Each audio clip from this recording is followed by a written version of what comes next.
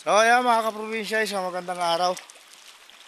Balik tayo dun sa pinuntahan natin nung nakaraang araw, no, which is yung pinakilala natin bagong prutas na naman, yung pasuni. So ngayon, nakasama tayo. Galing pang Manila, no, si Sir John Sherwin Felix, isa sa nagpo-promote, nagpapakilala sa mga wild fruits natin dito sa buong Pilipinas. Ayan, maraming salamat siyempre sa kanya dahil nga nakapunta siya dito sa atin sa Palawan, ano? Pangalawang punta. So sinama namin siya ngayon, bugbugin namin to dito kakalalakad sa sa gubat kung saan magsuot-suot para gusto niya rin daw kasing masaksihan mismo kung paano ba yung pag-harvest ng mga wild fruits dito. So yun, magbabalik tayo mamaya pagdating doon sa pag-harvest natin. Ayan. So ayan mga kaprobinsya. Silong muna tayo saglit.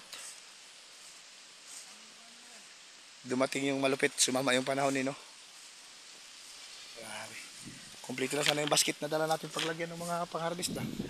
Si Sero, nahihirapan na siguro. Sabi niya siguro, gago mga tao to, no? Ayan. Silong lang tayo din sa matapahan.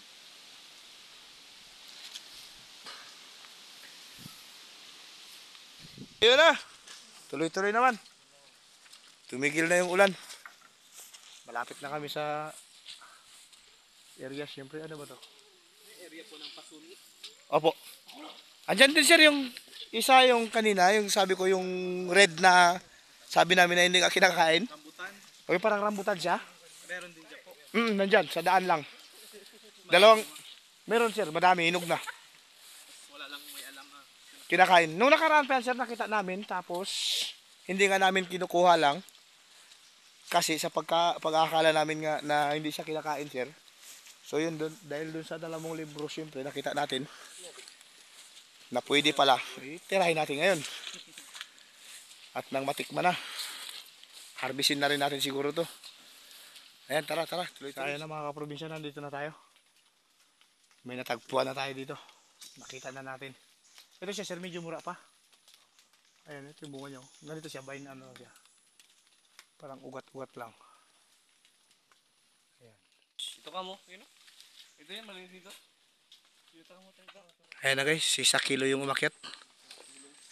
1 kilo yung uniform mo eh.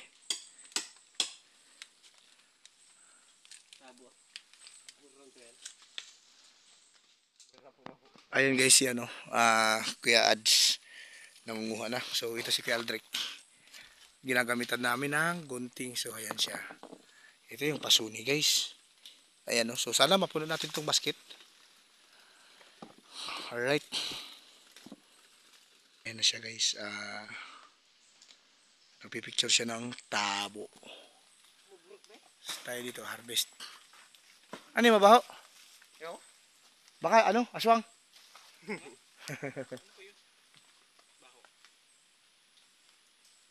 Bahala siya dyan. Huwag mo siya pansinin sir.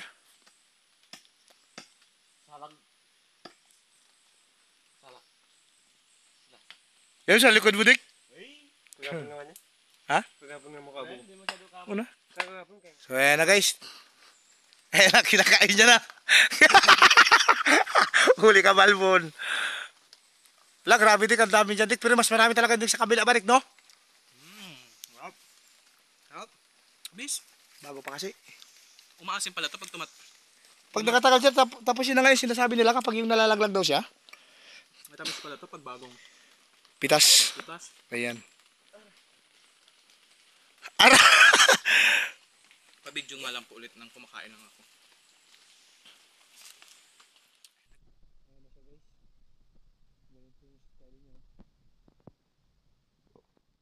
Ayan na. So, tuloy-tuloy sa pitas. Mamimitas. Si Sero wala na, kawawa na. Dinala namin dito guys, wala na siyang chinilas.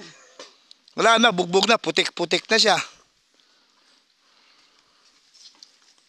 Yung pinagdalhan sa kanya dito, yung gusto niyang i-document lahat, tapos yung dinala namin siya dito sa ganito ka sukal, ganito kalamok no? Lupit namin ba?